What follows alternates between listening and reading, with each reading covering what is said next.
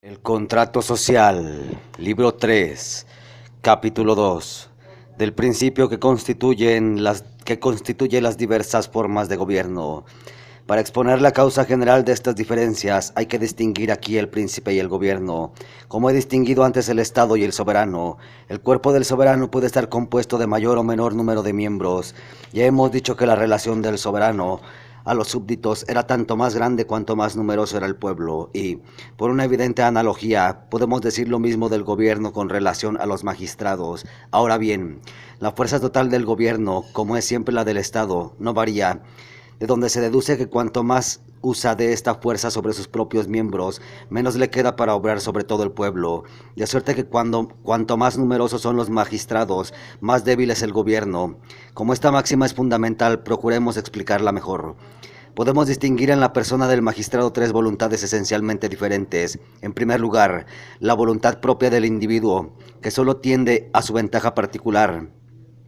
En segundo lugar, la voluntad común de los magistrados, que se refiere únicamente a la ventaja del príncipe y que se puede llamar voluntad de cuerpo, la cual es general en relación al gobierno y particular en relación al Estado, del que el gobierno forma parte. En tercer lugar, la voluntad del pueblo o la voluntad soberana, que es general, tanto en relación al Estado, considerado como el todo, como en relación al gobierno, considerado como parte del todo. En una legislación perfecta, la voluntad particular o individual debe ser nula, la voluntad de cuerpo propia del gobierno muy subordinada, y por consiguiente, la voluntad general o soberana siempre dominante y regla única de todas las demás. Según el orden natural, por el contrario, estas diferentes voluntades resultan más activas a medida que se concentran. Así, la voluntad general es siempre la más débil, la voluntad de cuerpo ocupa el segundo rango y la voluntad particular el primero de todos, de suerte que, en el gobierno, cada miembro es en primer lugar él mismo, y luego magistrado, y luego ciudadano, gradación directamente opuesta a la que exige el orden social. Supuesto que todo el gobierno está en manos de un solo hombre, tenemos la voluntad particular y la voluntad de cuerpo perfectamente unidas, y por consiguiente está en el más alto grado de intensidad que pueda tener. Ahora bien, como el uso de la fuerza depende del grado de la voluntad y como la fuerza absoluta del gobierno no varía, se deduce que el más activo de los gobiernos es el de uno solo. Unamos, por el contrario, el gobierno a la autoridad legislativa.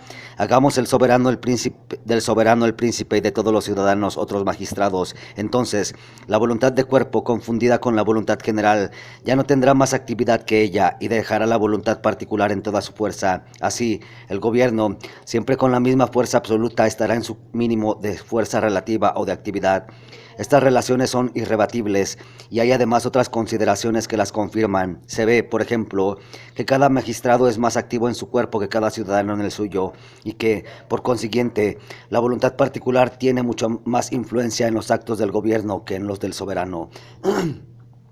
Pues cada magistrado está casi siempre investido de alguna función de gobierno, mientras que cada ciudadano considerado individualmente no ejerce ninguna función de la soberanía. Por otra parte, cuanto más se extiende el Estado, más aumenta la fuerza real, aunque no aumente proporcionalmente a su extensión.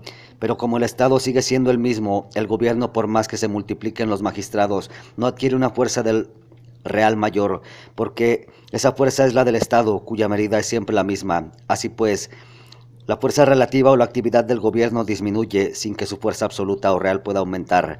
Es seguro también que la resolución de los asuntos va siendo más lenta cuanto más gente se encargan de ellos.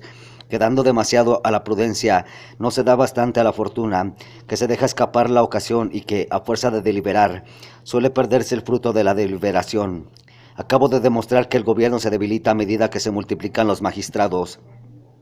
Ya demostré antes que cuanto más numeroso es el pueblo, más debe aumentarse la fuerza represiva, de donde se deduce que la relación de los magistrados al gobierno debe ser inversa de la relación de los súbditos al soberano, es decir, que cuanto más se extiende el Estado, más debe concentrarse el gobierno, de tal modo que el número de jefes disminuye en proporción al aumento del pueblo. Por lo demás, no hablo aquí sino de la fuerza relativa del gobierno y no de su rectitud, pues, en cambio, cuanto más numerosa es la magistratura, más se acerca la voluntad de este cuerpo a la voluntad general, mientras que, bajo un magistrado único, esa misma voluntad del cuerpo no es, como ya he dicho, más que una voluntad particular.